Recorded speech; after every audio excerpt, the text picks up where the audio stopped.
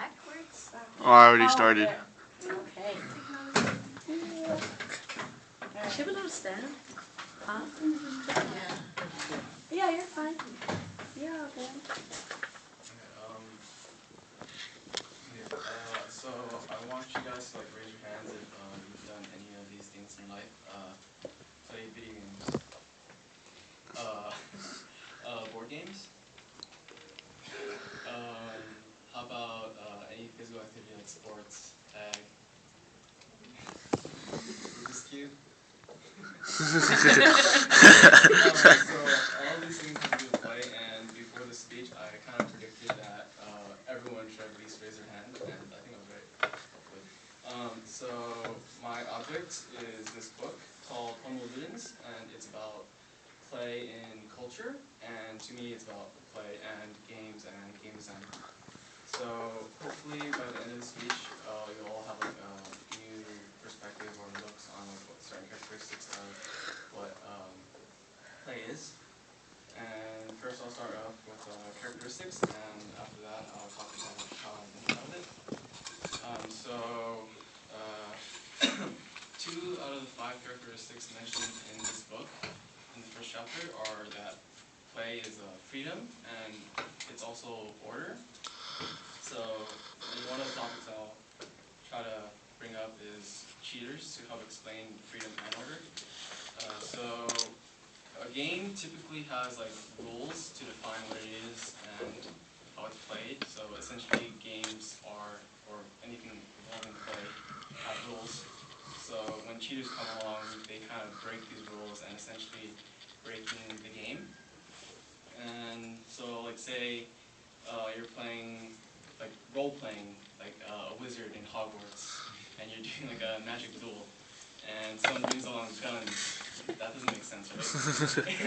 Or if you're playing a certain sport and someone's trying to get past you, but instead of getting past you by going past you, they go through you by aiming between your legs or tripping you.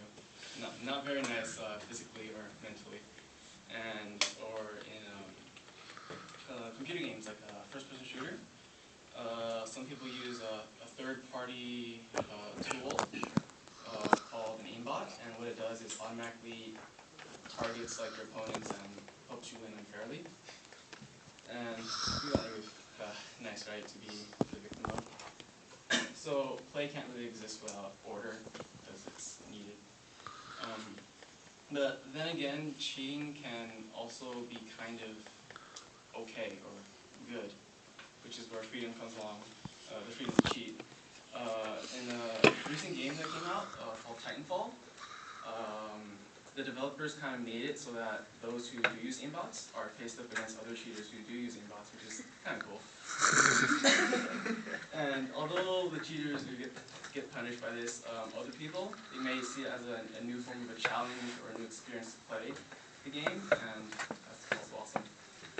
And this kind of brings along adding new rules or adding different things to games that make new games, like freeze tag or zombie, which are all different forms of tag. And in baseball, although bunting wasn't very well accepted when it was first introduced, decades later, it became an essential part of baseball strategy, and it changed dramatically.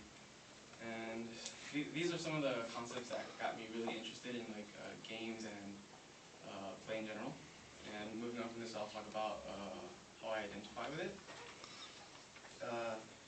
So typically, I tend to spend most of my time playing games, watching anime or television shows, and consuming lots of information.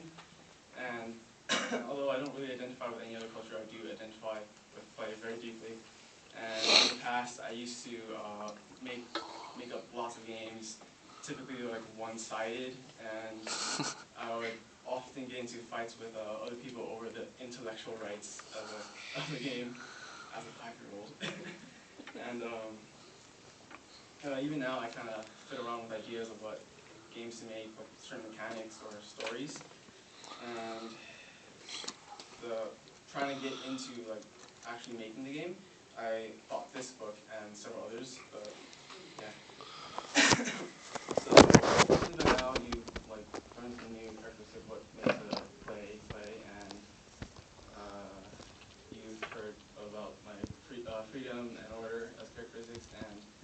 identified, and I think play is very essential to all life, and it's very essential to me. And after all work and no play makes Jack a dull boy. Thank you.